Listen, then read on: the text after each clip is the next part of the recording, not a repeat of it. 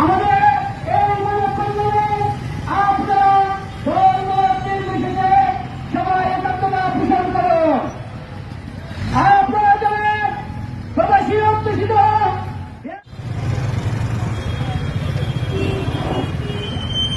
সম্মানিত বিয়ানীবাজারবাসী, আপনারা জানেন আমাদের বিয়ানীবাজারের ঐতিহ্যবাহী সেই পুকুর অবৈধ দখলদারদের মুক্ত করার জন্য আপনারা এমন কোন পরিবেশে আমাদেরকে নামাতে বাধ্য করবেন না যাতে আমরা নিজেদের হাতে আইন তুলে নিই।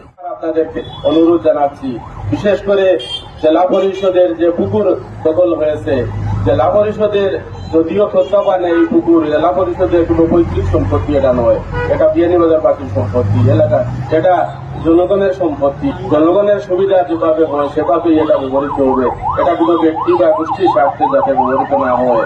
তাই আপনাদের কাছে আমরা প্রশাসনের দৃষ্টি আকর্ষণ করছি, যদি প্রয়োজনীয় ব্যবস্থা নেওয়া না হয় তাহলে আমরা পরবর্তী পদক্ষেপ ঘোষণা করব। বিয়ানীবাজারের সর্বস্তরের জনগণকে মুক্ত করার দাবিতে আজকে আমাদের এই মানববন্ধন।